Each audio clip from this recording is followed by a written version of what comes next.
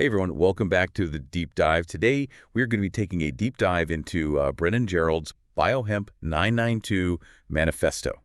So this manifesto, it's really causing a stir in the design world, and for good reason. Gerald, he's just stepped into the role of creative director for New Balance's 992 division, and this manifesto, it's like his grand vision. It's not just some boring business plan, though. We're talking about biodegradable sneakers, regional design influences, and even this program called Soul Reapers. It's pretty wild stuff. So we're going to break down each section of the manifesto and really get into why it's got everyone talking. You know, it's really interesting how Gerald is taking this idea of sustainability and weaving it into the cultural fabric of the 992. It's not just about being eco-friendly for the sake of it. He's actually finding a way to make it feel authentic to the 992's heritage while still being totally cutting edge. It's appealing to this new generation of consumers who care about the environment but don't want to compromise on style or authenticity. Yeah, exactly. It's not like they just slapped a green label on an existing product. This is a complete reimagining. Yeah. And you really see that in the vision and value creation section. He talks about using hemp for the uppers, natural rubber soles, and even dyeing those soles with plant-based pigments. And then there's this talk about algae-based soles down the line. It's like he's thinking years ahead. Oh, absolutely. And he's not just focused on the materials themselves. He's really pushing for this whole circular economy model for the Bio-Hemp 992. So he's introducing a modular design, which means that worn-out parts can be replaced, which obviously extends the lifespan of the shoe significantly. Right. And then on top of that, you've got the Soul Reapers program, which is all about incentivizing customers to actually participate in this circularity. Okay, let's talk about Soul Reapers for a second, because I think that name might conjure up some interesting images for people. Can you break down what that program is really all about? Yeah, it's actually a loyalty program, but it's way more than just earning points for purchases. With Soul Reapers, you get rewarded for repairing, renewing, or even recycling your old 992s. So you earn points that you can use for discounts on the new Bio-Hemp 992s. You can get early access to limited edition drops, or even donate to environmental organizations. So it's like they've gamified sustainability in a way that actually feels kind of cool, not just some marketing gimmick. And it really feeds into that whole cultural connection we were talking about. It's not just about selling shoes. It's about creating a community around shared values. Exactly. And that community-driven approach is really evident in the strategic growth approach he outlines in the manifesto. He's completely ditching that typical mass production model that so many brands rely on. Instead, he's focusing on limited edition releases, which makes the shoes feel more exclusive. And it rewards those loyal 992 enthusiasts, but he's also taking it a step further. So this is where those regional production hubs come into play, right? You got it. Instead of having one centralized manufacturing system, he's proposing this network of localized production hubs. This cuts down on emissions from shipping and also allows them to tailor designs to specific regions and cultural influences. So it could see a Bio-Hemp 992 inspired by like Tokyo's bamboo forests, or one that reflects, the energy of DC's go-go music scene. I'm really loving this hyperlocal approach. It's like each pair tells a story, not just about sustainability, but about the place it came from. Absolutely, and it goes way beyond just aesthetics. Gerald wants to partner with local artisans and material innovators in each region.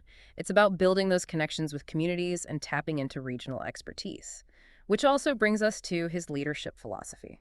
This is where the manifesto really starts to get interesting, because he's laying out a leadership culture that's all about empowerment, not control. Right. He's advocating for a vision-first approach to decision-making. So basically, every decision needs to align with the Bio-Hemp 992's core mission and values. But he also emphasizes community engagement. He wants to collaborate with artists, material innovators, to make sure the product is truly reflecting those regional cultures. It's so refreshing to see a leader who's not just talking about collaboration, but actually baking it into the structure of the brand. It's not about top-down control. It's about fostering creativity and actually listening to the community. And that brings us to operational excellence. So how do you take all these big ideas and make them work in the real world? Well, this is where the manifesto gets down to the nuts and bolts. He outlines a system built on those localized production hubs that we talked about, but he also wants to incorporate AI-driven efficiency and blockchain technology. Okay, hold on a second. I think we need to break down those terms, because AI and blockchain get thrown around a lot. But people don't always understand how they actually work in practice. So let's start with AI. How is he using that to enhance operational excellence? Well, he sees AI as this really powerful tool for demand prediction. So by analyzing data like past sales, social media trends, even things like weather patterns, they can predict with incredible accuracy what styles will be in demand in different regions.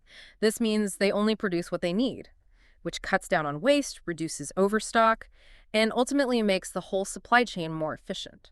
So it's not just about using AI to automate production, it's about using it to make smarter decisions about what to produce in the first place. Exactly. And that ties into his use of blockchain technology. Blockchain is essentially like this decentralized, transparent ledger.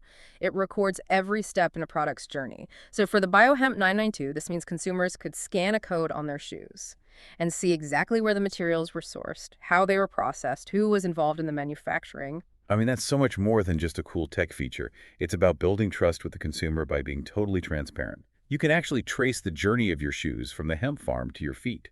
Very few brands are doing that right now. Right. It's about proving their commitment to sustainability, not just talking about it. And that level of transparency is so crucial in a world where consumers are, they're bombarded with greenwashing. All right, so we've covered a lot of ground here. We've talked about vision, value creation, strategic growth, leadership culture, and operational excellence. Mhm. But let's take a step back for a second and think about what all of this really means. We're not just talking about a brand trying to sell a product. This is about creating a movement. What strikes me is that Gerald's framing the Biohemp 992 as more than just a shoe.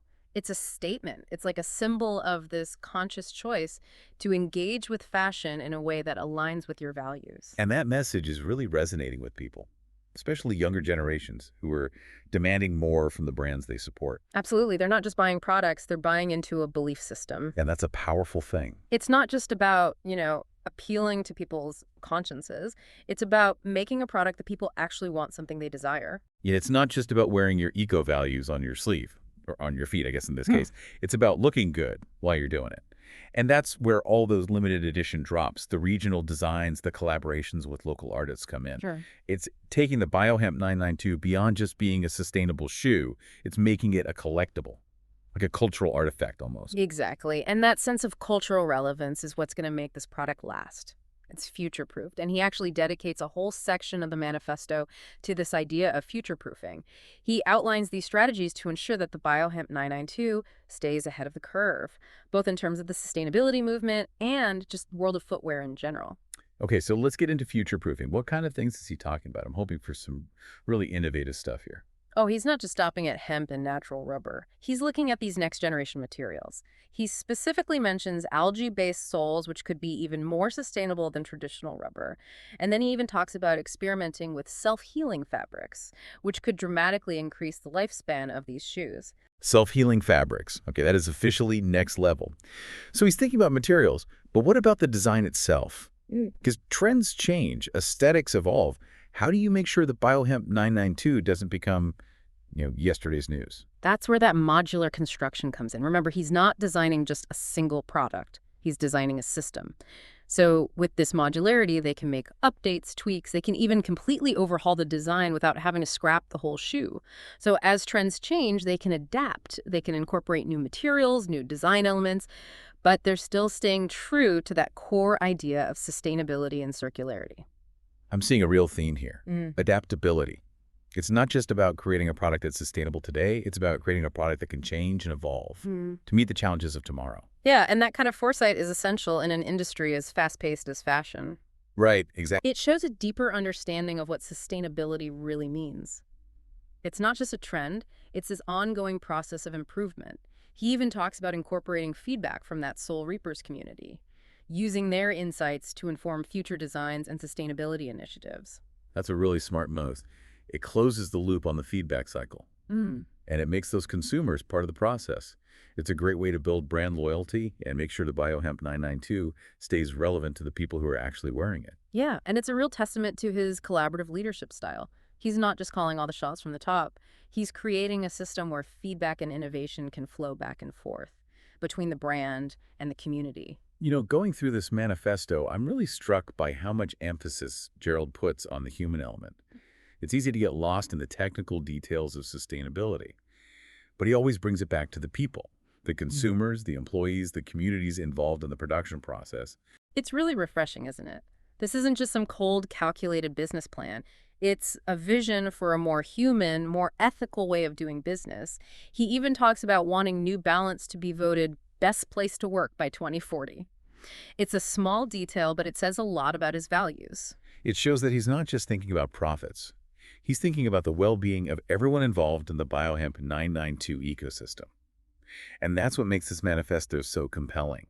It's not just a blueprint for a sustainable shoe, it's a blueprint for a more sustainable future. Yeah, he's challenging us to rethink our relationship with the things we buy, the companies we support, and how our choices affect the world around us. It's like a call to action disguised as a business plan.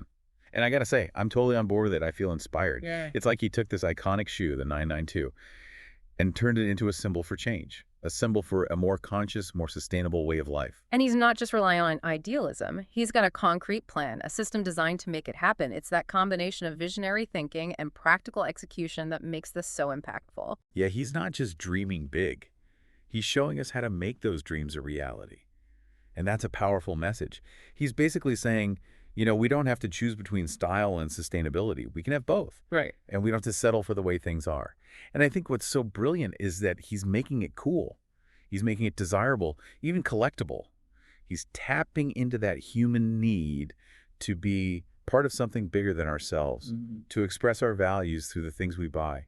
Yeah, and he's proving that sustainability can actually drive innovation. It's not a limitation. The Bio-Hemp 992 isn't just a shoe. It's a platform for experimentation, for pushing the boundaries of what's possible in footwear. Like, think about the Soul Reapers program for a second. It's not just a clever marketing ploy.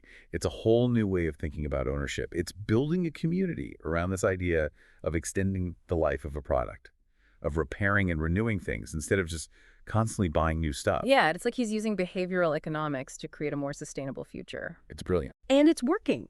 People are genuinely excited about the Bio-Hemp 992, not just because it's a cool shoe, but because it stands for something. I think we're seeing a real cultural shift happening here. Sustainability isn't this niche thing anymore. It's going mainstream.